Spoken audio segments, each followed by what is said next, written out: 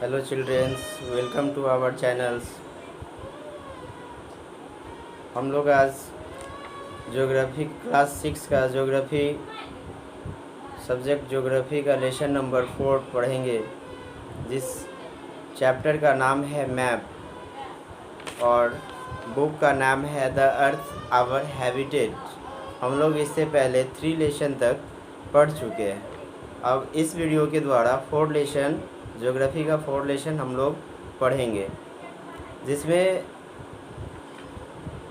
4 chapter का जो नाम है वो है मैप।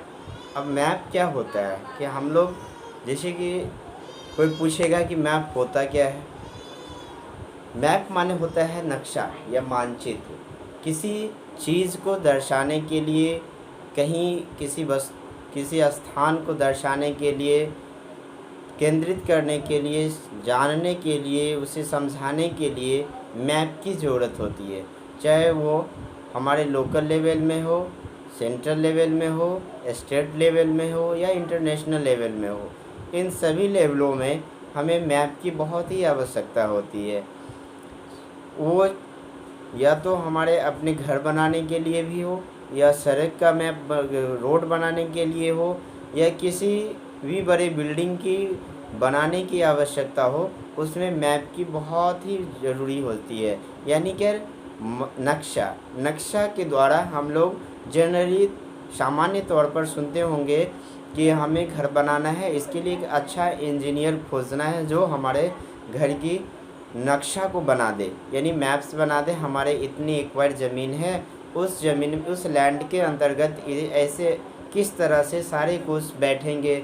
जैसे कोई ऑफिशियल बन रहा है तो उसमें स्कूल का निर्माण हो रहा है, तो उसमें स्कूल क्लास कैसे बनेगा, फिर उसका जो हमारे जो टीचर्स मीटिंग हॉल है उसके लिए रिसेप्शन काउंटर है, कैश काउंटर है, और ऐसे गार्डन है, और भी बहुत सारे ज़रूरतें की चीज़ें, गार्ड रूम है। इन सभी चीज़ों के लिए हम लोग तैयारियां करते हैं, पहले नक्शा बनाने की कोशिश करते हैं, जिसको हम लोग मैप कहते हैं। अब इसमें कहता है कि आप मैप किसे कहते हैं ये जानते हैं कि a map is a representation और a drawing of the earth surface और a part of it drawn on flat surface according to a scale. कहता है कि एक स्केल के द्वारा माप के जो उस पर मापिंग किया हो बनाया जाता है, स्क्रैच किया जाता है और दर्शाया जाता है कि इतनी ब्रीथ और इतनी लंबाई, इतनी चौड़ाई की होगी। ये सारे चीज़ के दर्शाने के बाद हम लोग उसको मैप कहते हैं, माने मैप का प्रदर्शन होता है। अब वी कहता है find that the map are useful to us for the various. हम लोगों के लिए यह विभिन्न प्रकार के हो सकते हैं, पर विभिन्न उद्देश्यों से इसका मैप का उपयोग करते हैं। One map show on small area, एक जो है कुछ छोटी क्षेत्रों के लिए, few of small area and few facts. The another maps may be contain many facts of the big book, और जो बहुत सारे ऐसे चीज़ें जो विभिन्न सारे बुकों के लिए बारे में हम पढ़ते हैं और बुकों के द्वारा जानने की कोशिश करते हैं। अब कहते हैं कि when the many maps are put together we get an atlas. जो हम लोग बहुत सारे नक्शाओं के बारे में जो जानकारी प्राप्त करते हैं वो एक बुक होता है, जिसको स्क्रैप बुक कहा जाता है, या उसे एटलस के रूप से हम लोग जानते हैं। Atlas are the various sizes, ये विभिन्न प्रकार के, विभिन्न आकार के आते हैं, मेजरमेंट और विभिन्न माप के भी होते हैं। Drawn on a different scale, जो बनाया जाता है विभिन्न प्रकार के मापों के द्वारा, स्केलों के द्वारा माप के बनाया जाता है। मैप्स प्रोवाइड, नक्शा जो हम लोगों को प्रोवाइड करती है मोर इन्फॉर्मेशन, यानी बहुत ज़्यादा इन्फॉर्मेशन के बारे में दर्शाता है, बताता है, देन ए ग्लोब। माने ग्लोब में जो हम लोग पढ़ते हैं उससे ज़्यादा हम लोगों को अधिक बेहतर से मैप के द्वारा ज़्यादा समझने की कोशिश करता है, और अधिक बेहतर से हम उसमें समझ जाते हैं मैप से। ग्लोब में हम उतनी आसानी से नहीं समझ पाते हैं, क्योंकि एक छोटी सी आकार में वो बहुत सारे देश से का पूरा नक्शा बनाया हुआ होता है, इसलिए हम उसमें उतनी बेहतर नहीं समझ सकते जितना बेहतर हम मैप के द्वारा समझ सकते हैं। They are for different types, ये विभिन्न प्रकार के होते हैं। Some of them are describable, जो आपको कुछ इस बुक में, आपके जो 4 लेसन चैप्टर है उस बुक में आप देखेंगे, जिसमें विभिन्न कुछ मैप्स के बारे में जो चर्चाएं की गई है, जो निम्न प्रकार से दिया गया, जो डिफरेंट है, वो भिन्न भिन्न है। जो इसमें आपको आपके बुक में मुख्यतः 3 प्रकार के दिए हुए हैं। फर्स्ट में फिजिकल मैप, पॉलिटिकल मैप और the thematic map. Physical map का होता है जो वर्णित, जो भौतिकीय जो नक्शाएं होती है उसके बारे में हम लोग पढ़ते हैं। The map showing the natural features of the earth such as the mountains. अब ऐसे नक्शा जिसमें विभिन्न विस्तार माने नेचुरल माने क्या, प्राकृतिक जो विशेषताएं हैं उसके बारे में बताता है पृथ्वी की। सच एज जैसे माउंटेन हो गया, पठार हो गया, प्लेन्स सामान्य समतल जगह हो गया, रिवर हो गया, ओशियन हो गया, एटीसी, ये सारे जो आते हैं नक्शाओं के द्वारा हम लोग पढ़ते हैं। ये फिजिकल मैप में इन सभी के बारे में डिटेल से जान के समझते हैं और जानने की कोशिश करते हैं। हम लोग को बताया जाता है, हम लोग पढ़ते हैं विशेष जानकारी प्राप्त करने के लिए।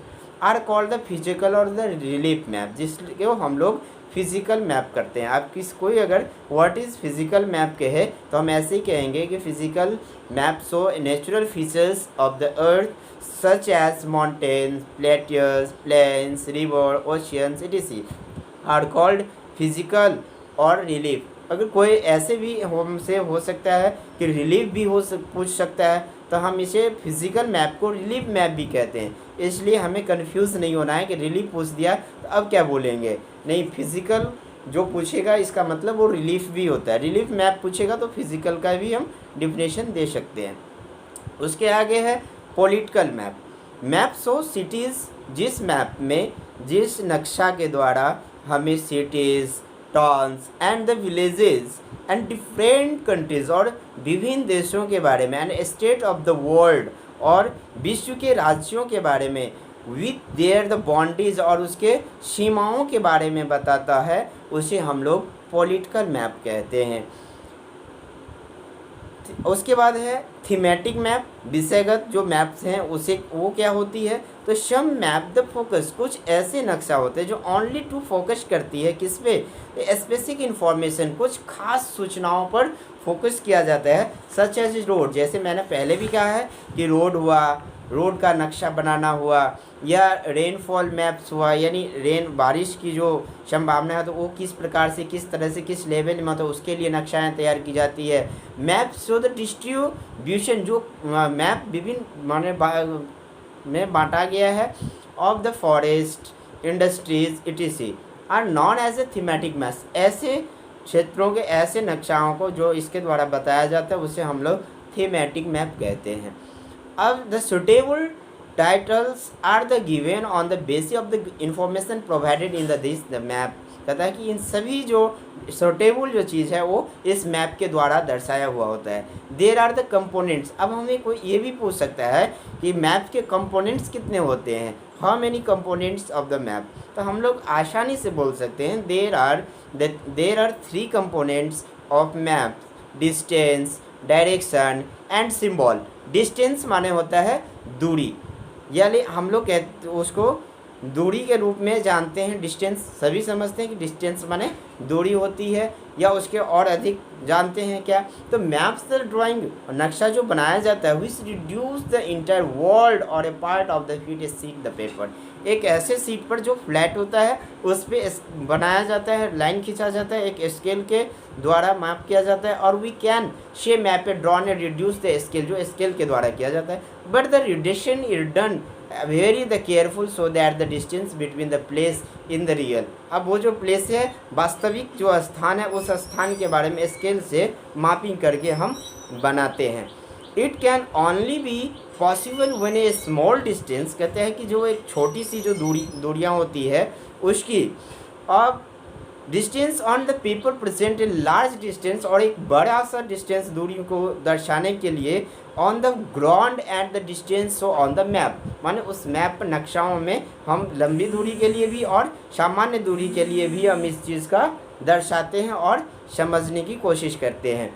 फॉर जैसे एज द उदाहरण आपके बुक में बताया गया है, द डिस्टेंस बिटवीन योर, मान लीजिए कि आपके घर से आपके स्कूल की दूरी 10 किलोमीटर है, तो अब इसको मैप में किस प्रकार से 10 किलोमीटर में, तो स्केल में तो वो बड़ा सा हो जाएगा। इसलिए यहाँ पे हमें एक फार्मूला बताया गया है कि हमारे घर से जो मैप में जो फार्मूला यूज़ किया जाता है इसके द्वारा हम समझाया गया है हमें कि इसे हम कैसे समझ सकते हैं। तो इस चीज़ के द्वारा हम समझेंगे कि ये 10 किलोमीटर हमारे घर से हमारे स्कूल की दूरी 10 किलोमीटर है। अब इसमें बता क्या रहा है कि if you show this the 10 kilometre, अगर आप उसमें 10 किलोमीटर देखते हैं तो डिस्टेंस बाय 2 सेंटीमीटर, तो आपके मैप में 2 सेंटीमीटर दिखाएगा। यानी क्या इट्स मीन्स, इसका मतलब होता है कि 1 सेंटीमीटर इक्वल 5 किलोमीटर। हमारा जो नक्शा का मैप का जो पढ़ाई होती है उसमें ये स्केल के द्वारा पढ़ाई की जाती है और उसमें इंडिकेट की जाती है कि 1 सेंटीमीटर इक्वल 5 किलोमीटर, इसलिए टोटल 2 सेंटीमीटर इक्वल 10 किलोमीटर। अगर हमारे स्कूल से घर की दूरी हमारे नक्शा में हमारे मैप में इंडिकेट किया हुआ है 2 सेंटीमीटर, तो हमें समझ जाना चाहिए कि इसका मतलब है कि हमारे घर से हमारे स्कूल की दूरी 10 किलोमीटर की है। अगर 1 सेंटीमीटर ही होगा तो हम समझ जाएंगे कि 5 किलोमीटर की दूरी में हमारा स्कूल प्रेजेंट है। अब ये हो गया कि स्मॉल छोटी सी दूरी के लिए। ऑन द ग्राउंड, ये ग्राउंड क्या है, the scale of your drawing will be 1 centimetre equal to 5 kilometre. Thus, अब if you know that the scale, you will able to the calculate the distance between any two places on a map। एक विभिन्न सारे मैपों के बारे में हम इसमें समझते हैं। अब कहते हैं व्हेन ए लार्ज एरिया, जब एक लंबी क्षेत्र के लिए हम लोग इसमें एरिया के लिए बनाते हैं कंटिनेंट, जैसे लाइक कंटिनेंट्स और कंट्रीज, यानी महाद्वीप हुआ या देश हुआ। Are be to shown a paper, जो हम एक पेपर पर शो करते हैं, दिखाते हैं। The country it like then we use a small scale, जिसमें हम एक छोटी सी स्केल का उपयोग करेंगे। फॉर एग्जाम्पल, उदाहरण के रूप में 5 सेंटीमीटर, यानी क्या on the map so 500 kilometre, उसमें 500 किलोमीटर शो होता है। Of the ground it called a small scale map, जिसको हम लोग स्मॉल स्केल मैप के नाम से जानते हैं। When A small area like your, जैसे छोटी सी एरिया को हम लोग इंडिकेट करेंगे, जैसे विलेज हो गया, टाउन हो गया, is to be show on a paper, जो हम एक पेपर पर अपने कागज़ पे उसे दर्शित करेंगे, दिखाएंगे। Then we use a large scale, तब हम लोग एक लार्ज स्केल का उपयोग करेंगे। दैट 5 सेंटीमीटर, यानी कितना का, तो 5 सेंटीमीटर। इसका मतलब होता है 5 centimetre on the map, map में दर्शाया जाएगा 500 मीटर, यानी 5 सेंटीमीटर। ये हो गया स्मॉल में कि 500 centimetre equal 5 centimetre equal 500 metre, और लार्ज स्केल में जब जाएंगे तो 5 सेंटीमीटर इक्वल टू 500 किलोमीटर। और इससे पहले हम लोग समझ चुके हैं कि एक छोटी सी दूरी के लिए, जस्ट लाइक हमारे स्कूल से घर की दूरी के लिए 1 सेंटीमीटर इक्वल टू 5 किलोमीटर, यानी 2 सेंटीमीटर इक्वल टू 10 किलोमीटर, ये हमारे स्कूल की दूरी होगी। आशा है कि आप लोग यहाँ तक समझ गए हैं। इसके बाद है डायरेक्शन, यानी दिशा निर्देश। Most map the set contain an arrow mark with the letter N. अब हम लोगों को एक मार्क के रूप में, लेटर के रूप में दर्शाया जाता है। N for north, S for south, E for east और V for W for west, यानी नॉर्थ, साउथ, ईस्ट और वेस्ट। इन सारे वर्डों के द्वारा, लेटर के द्वारा, अक्षरों के द्वारा हमें दिशाओं को इंडिकेट किया जाता है, जिसे हम लोग इसके द्वारा समझ सकते हैं। यहाँ पे आप देख सकते हैं कि ये बताया गया है, यहाँ पर जो आप लोग समझ सकते हैं नॉर्थ, साउथ, ईस्ट और वेस्ट। एंड इसी बीच में कोस्टल एरिया का भी है, जो आपको क्षेत्र के लिए एक मैप हम लोग बनाते हैं कि हमारे स्कूल किस तरह से, कैसे कैसे रोड जा रहा है, किस गली जा रहा है। एक सिंबल के रूप में कहीं कहीं हमें लोग बता देता है कि अरे यहाँ से हम लोग जा रहे हैं तो यहाँ पे एक मंदिर पड़ेगा। सबसे पहले एक मंदिर आएगी, उसके बाद फिर एक स्कूल, सरकारी स्कूल आएगी, उसके बाद एक प्राइवेट स्कूल आएगी, फिर हमारे उसके बाद यहाँ का ये हमारा वहाँ पर निवास है या हमारे वहाँ पर एड्रेस है, वहाँ में आप आ जाना। ये हमारा एक मैप के द्वारा समझाने की कोशिश होती है।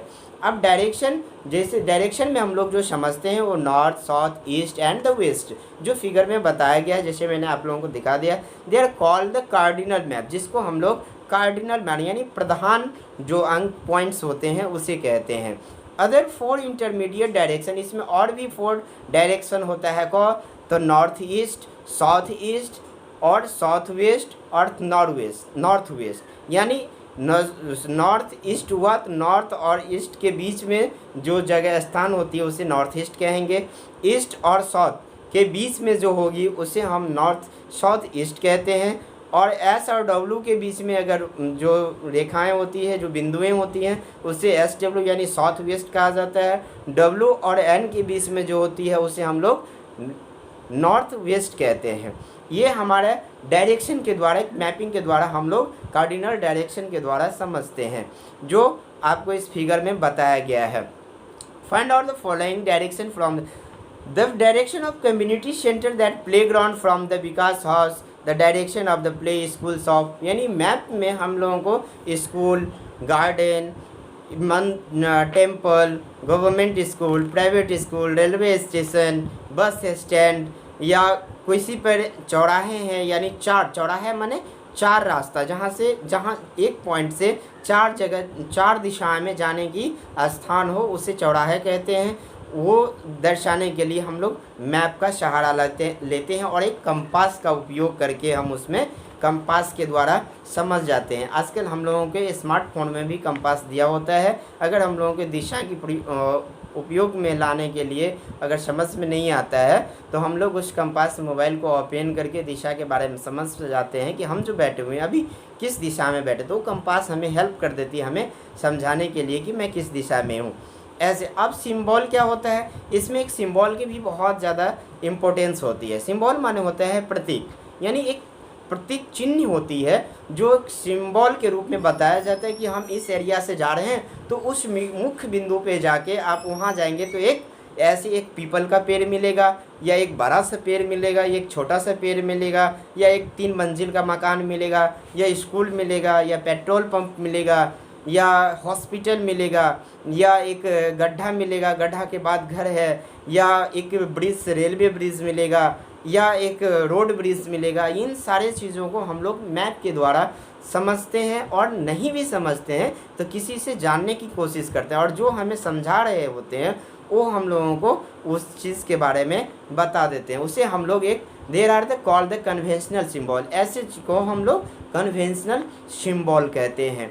अब some of the combinational symbol are show and the figure, जो आप देखिए इस फिगर में आप लोगों के चैप्टर में भी दिया होगा, आप लोग इसे देख सकते हैं कि कच्चा सड़क, पक्का सड़क और रेलवे स्टेशन, ट्री, इन सभी के बारे में इसमें दर्शाया गया है, जिसके द्वारा हम लोग समझ सकते हैं, बेहतर जानकारी प्राप्त कर सकते हैं। और दूसरा फिगर है the Sundarpur village and the surrounding area, Sundarpur village का एक और उसके अगल बगल की जो क्षेत्र है उसके बारे में आपके इस चैप्टर में भी बताया गया, जिससे आप समझ सकते हैं कि एक सड़क जा रहा है, एक पक्की सड़क जा रही है, कच्ची सड़क जा रही है, एक रेलवे ट्रैक जा रही है, या टेम्पल है, फिर स्कूल है, पेट्रोल पंप है, गार्डन है, छोटे बड़े पेड़ है, या बगल में मस्जिद है, या चर्च है, इन सारे चीज़ों के, या वेल है, या पॉन्ड है, इन सभी के बारे में इसमें मैप के द्वारा हम समझ जाते हैं। अब स्केच माने क्या होता है, स्केच माने होता है खींचना, रेखा, एक रेखा खींच के एक सादे से पेपर में किसी, मान लीजिए हम किसी फ्रेंड को इनवाइट करते हैं हम अपने यहाँ आने के लिए, उस फ्रेंड को हमारे घर की दूरी पता नहीं, हमारे घर की एड्रेस पता नहीं, हम उस फ्रेंड को क्या करते हैं, एक सादे से पेपर लेते हैं और तुरंत उस पेपर पर स्क्रैच कर देते हैं कि भैया ऐसे आओगे, यहाँ से ऐसे सीधा रोड आना, यहाँ पर इतने सेंटीमीटर या इतना मीटर आने के बाद लेफ़्ट टू राइट 2 रोड मिलेंगे, एक रोड लेफ़्ट की ओर जाएगी और एक सीधे आएगी, तो लेफ़्ट नहीं जाना है, तुम्हें सीधे आना है। फिर एक रेलवे ब्रिज मिलेगी, रेलवे ब्रिज को क्रॉस करना है, उसके कुछ आगे आओगे तो हॉस्पिटल पड़ता है, प्राइमरी हॉस्पिटल है वो वहाँ, या गवर्नमेंट हॉस्पिटल है, या प्राइवेट हॉस्पिटल है, या बैंक है, या टेम्पल है, यानी हो कुछ भी हो उसे हम इंडिकेट करते हैं, जिसको एक सादे पेपर में स्क्रैच करके यानी रेखा चित्र खींच के बता देते हैं कि यहाँ पे ऐसे ऐसे डायरेक्शन प्रदान कर देते हैं कि आपको इस प्रकार से यहाँ पे पहुँच जाना है। अब इसके ये हो गया स्केच का, जिसके द्वारा हम अपने दोस्तों को या किसी रिलेटिव को बता सकते हैं। आजकल तो हम लोग मोबाइल में भी उपयोग करते हैं, जो लोकेशन ट्रैक करके हम उनके मोबाइल में भेज देते हैं, वो लोकेशन को ऐड करके फिर उसमें देखते हैं तो हमारे घर तक वो खुद ही उसको ट्रैक करते हुए पहुंच जाते हैं। तो ये आज तो डिजिटल जो हम लोग डिजिटल में मॉडर्न टाइम में जी रहे हैं। पहले ऐसा स्क्रैच के द्वारा ही उपयोग में लाया जाता था। ऐसे प्रेजेंट टाइम मॉडर्न टाइम में डिजिटलाइजेशन में हम लोग डिजिटल जो स्टडी करते हैं उसमें इस प्रकार से लोग मैसेज कहते हैं रुक जाओ, हम लोकेशन भेज देते हैं कि मैं कहाँ हूँ। हम गूगल एक लोकेशन के द्वारा उन्हें मैप सेंड कर देते हैं और वो ट्रैक करके हमारे पास पहुँच जाते हैं। That is the simple. और पहले ऐसा नहीं होता था, पहले हम लोग पेपर पे स्क्रैच करके बताए थे। अभी भी जिसके पास नहीं है तो उन्हें स्क्रैच करके ही बताना पड़ता है, अभी भी ये होता है। अब है plan. A plan is a drawing और a small area on a large scale. कहते हैं कि प्लान जो होता है एक स्मॉल एरिया के लिए और ए लार्ज स्केल के लिए उपयोग किया जाता है। Large scale map gives lot of information. Large scale जो है हमें बहुत ज़्यादा जानकारी प्राप्त करवाते हैं, जानकारी प्राप्त देती है। And the tell the surrounding required to the but there are certain things which we may sometime want to know, for the example length and breadth। एक हम लोग प्लान बनाते हैं, जैसे जस्ट लाइक हमें एक घर बनाना है। अब घर बनाना है तो हम लोग इंजीनियर से या मिस्त्री जो होते हैं मानसून, उन लोगों से हम एक प्लान बनाते हैं, एक अपनी विचार को रखते हैं कि हमें घर बनाना है, इतनी एक्वायर ज़मीन है और इतनी लैंड में हमें घर बनाना है। अब उस हिसाब से उसे डायरेक्ट किया जाता है कि घर की लंबाई चौड़ाई कितनी हो, बरामदे की लंबाई चौड़ाई कितनी हो, किचन की लंबाई चौड़ाई कितनी होनी चाहिए, एक हॉल भी होना चाहिए वो कितनी हो चाहिए, एक ड्राइंग रूम होना चाहिए वो कितनी होनी चाहिए, एक स्टडी रूम होना चाहिए वो कितनी क्या होना चाहिए, गेस्ट रूम होना चाहिए तो वो भी कितना लेंथ और ब्रीथ का होना चाहिए, सीढ़ी होना चाहिए तो वो कितना का होना चाहिए, एक स्टोर रूम होना चाहिए तो वो कितना का होना चाहिए, और एक कार पार्किंग हो तो उसके लिए क्या है। तो इसके लिए हम लोग क्या करते हैं, तो एक प्लान बनाते हैं और प्लान के तहत हम उसमें स्केल का उपयोग करके लेंथ और ब्रीथ को सहारा लेके उस तरह से अपनी रूम की और अपनी क्षेत्र के जो अगल बगल जो भी सेटिंग करते हैं उसको उस तरह से हम लोग प्लानिंग करते हैं और समझने की कोशिश करते हैं। तो यहाँ तक हम लोग प्लान में इसमें समझे कि इस मैप में। अब मैप के बाद आगे में हम लोग इसमें और भी जानकारी प्राप्त करेंगे, जैसे कि वर्ड मीनिंग्स हो गए और क्वेश्चन आंसर जो हो गए, ये ज़्यादा इम्पोर्टेंट। तो इस में फर्स्ट में लेसन में आज इस वीडियो के द्वारा हम लोग इस 4 लेसन का जो पढ़े हैं ये ज़्यादा से ज़्यादा आप लोग इसको बार बार सुनेंगे और पढ़ेंगे। पढ़ने के बाद बुक का रीडिंग जितना हो सके उतना बुक को रीड कीजिए, क्योंकि क्वेश्चन जो होता है वो तो हमारे राइटर के द्वारा कुछ क्वेश्चन दिए होते हैं और हम जो जितना ज़्यादा रीडिंग देंगे हमारी जो नॉलेज है उतनी ज़्यादा बढ़ेगी। और क्वेश्चन कोई भी व्यक्ति कहीं से भी क्वेश्चन हमें पूछ दे तो हमें उसको आंसर देने में कोई परेशानी नहीं होती है और होगा भी नहीं कभी।